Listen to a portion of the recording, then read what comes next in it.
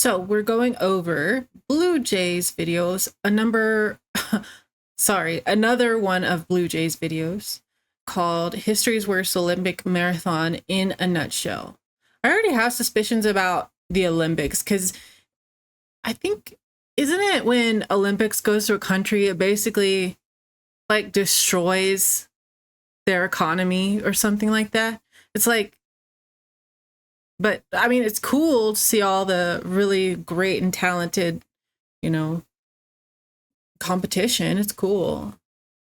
But the worst Olympic marathon in a nutshell. But it's not, it says it's from 1904. So yeah, let's get started. This is so long ago.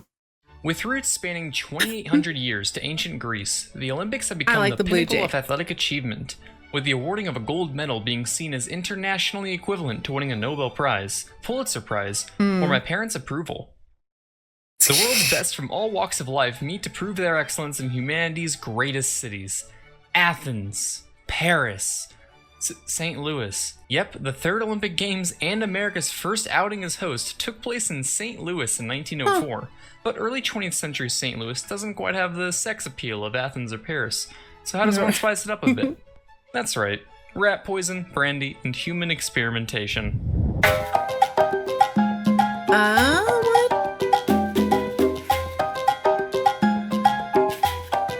It was started by the Nazis. Originally, the 1904 Games were to be held in Chicago, but that same year, the World's Fair was celebrating the centennial of the Louisiana Purchase in St. Louis. What would be the world's largest fair to date had fascinating exhibits like the first ever X-ray machine, the radio phone, and all your favorite different looking people on display. Remember kids, you can't have a fair without a healthy dose of racial superiority.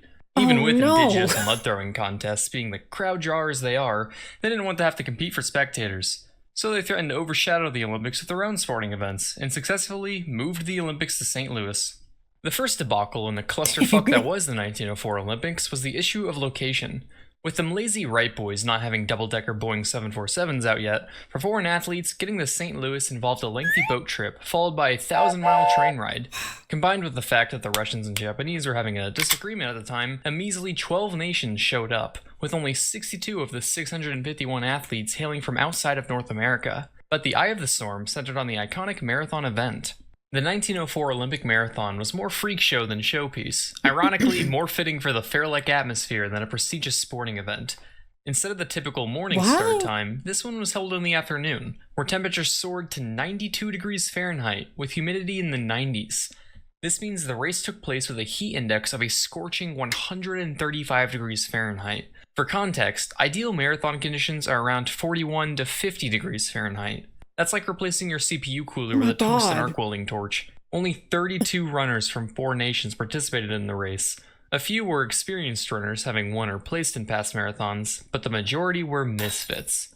Of these misfits, we have 2 South African Tswana tribesmen visiting St. Louis for a certain World's Fair exhibit, who ran the race barefoot. 10 Greeks who had never run a marathon a day in their lives, and Cuban national Felix Carbajal, a former mailman who demonstrated his running skills throughout Cuba to raise money. He was even reported to have ran the entire span of the island. Once he raised enough, he bought passage to the US and arrived in New Orleans.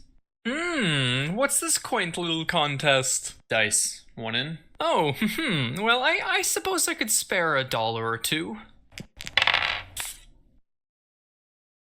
Dame los dados. Upon arrival, Felix lost all of his money on a game of dice, forcing him to hitchhike and walk his remaining journey to St. Louis. Felix approached the starting line in a long-sleeve shirt, long dark pants, street shoes, and, naturally, a beret.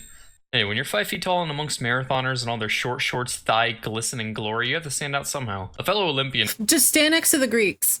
Felt bad and offered him scissors to cut his pants, making him some improvised shorts that bring a smile to any redneck's face. The starting pistol was fired, and the runners embarked on a course that one official called, quote, the most difficult a human being was ever asked to run over. The track consisted entirely of dirt roads and fractured stone, providing difficult footing, with 7 hills ranging from 100 to 300 foot verticals and long ascents. Running on public roads also made the race somewhat of a game of Frogger, with runners having to dodge trains, wagons, streetcars, and dog walkers.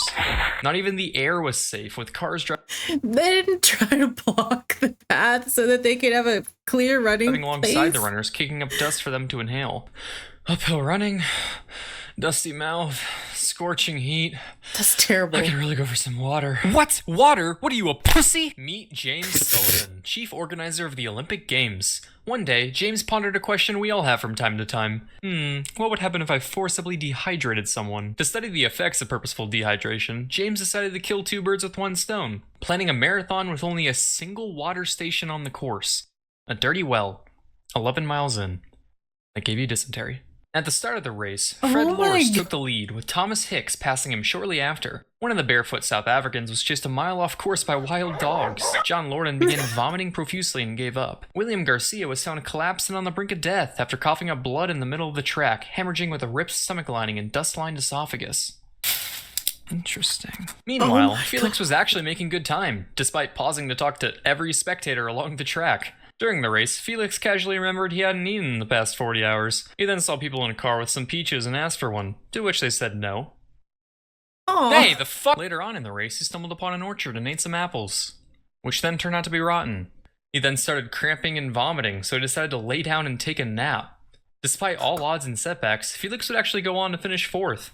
9 miles in, Fred... Yeah, I was about to say, like, if it's that bad, you should just slowly make it there. Like...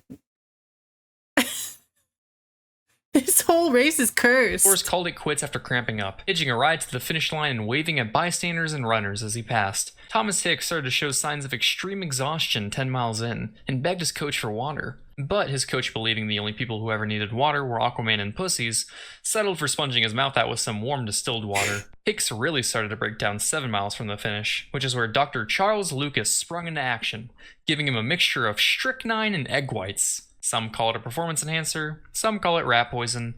I say it's 1904, so what's the difference? Keep in mind, early 20th century doctors were little more than licensed murderers. The car Fred Loris was hitching broke down 19 miles in. Having recovered from his cramps, he decided to pull a sneaky and rejoin the race, passing doped-up Hicks and later the finish line in first place. Those at the stadium didn't know about Fred's disqualification, so they hailed him as the winner, and Fred played along. It even went so far that Teddy Roosevelt's daughter, Alice Roosevelt, took a picture with him and placed a wreath over his head. She was lowering the gold medal over his neck when a spectator stepped in. Hey, yeah, that guy was disqualified. You suck. You're fucking disgraceful. Captain Skinny Dick. This is a nightmare. Okay, so I may have made that part up. I have an imagination. Sue me. The cheers turned to boos as Fred tried to play it off as a joke, claiming that he never intended to go through with it. Meanwhile, Hicks, who had lost motivation when Fred passed him, painfully picked up his pace after hearing of his disqualification. However, recently poisoned Hicks started to turn gray and limp, so they dosed him again with strychnine and egg whites. So you know how when you're watching the Olympics and think to yourself, these sports have a serious lack of alcoholism? Well, Hicks' team thought so too, so they washed the lethal drug down with some brandy. Why drink water when you can have ethanol? Hicks started running mechanically, like a well-oiled machine. His face sunk, his eyes grew dim, his palms are sweaty, knees weak, arms are heavy. 20 miles in, Hicks started hallucinating, firmly believing he had another 20 miles to go. He begged his team for something to eat, but they just gave him more brandy instead.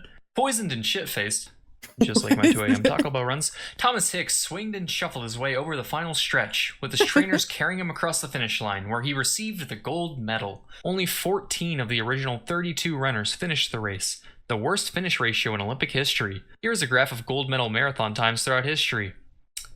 And here's Hicks' time, a full 29 minutes and 8 seconds slower than the second longest winning time in history, and almost 45 minutes longer than the slowest finisher in the 2016 Olympic marathon. It took 1 hour and 4 doctors for Hicks to feel well enough to just even leave the stadium, having lost 8 pounds over the course of the race. So if Sullivan's experiment taught us anything, it's one hell of a weight loss program.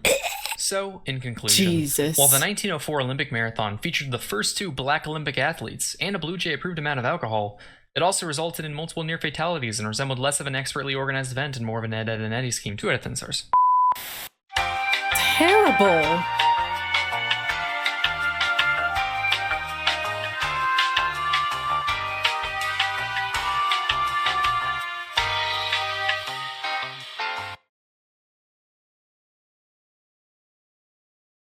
God, we humans do some stupid stuff.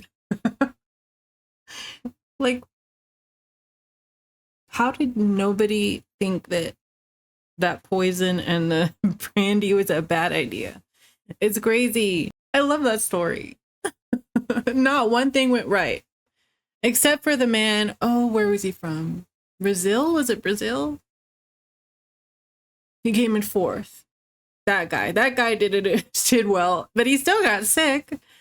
Anyways, it's a really good video. I'll leave it for you in the description to go and watch. Give it a like and make sure to subscribe to the channel and let me know if there's anything that you think I should watch.